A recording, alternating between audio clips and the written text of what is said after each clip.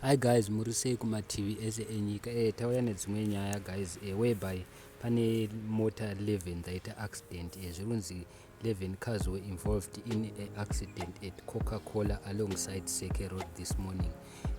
Several people were injured and there were no reports of death.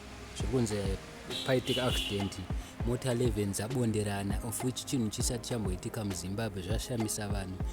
It was like a movie guys. Vanhu vanga vari surprised kuti chii chaizvo chamboitika ipapa, because zviri kunzi dzabonderana, asi tinongotenda Mwari nekuti zviri kunzi hapana munhu aita seafa, asi vanhu vaendeswa kuzvipatara. Asi paripo vamwe vanhu vanga vachitaurawo vachikomenda vachiti, why do people like to gather and take photos first before helping the injured?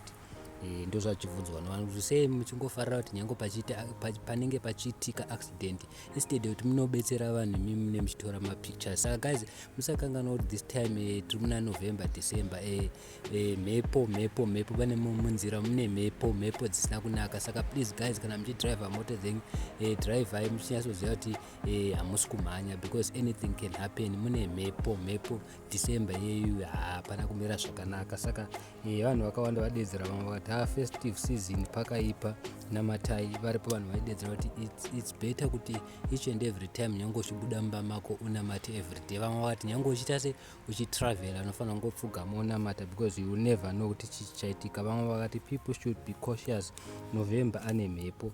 Vamwe vakati ZANU-PF is the trouble causer. Vamwe vakachitaurawo, vamwe vakati at least hapana afa, but somebody have to explain kuti 11 cars dzabvepi and how.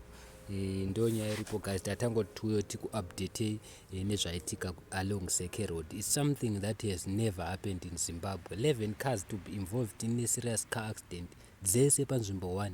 So ndo nyaya yanga tauya nayo guys. Thank you so much. Don't forget to subscribe to our channel. I'm out.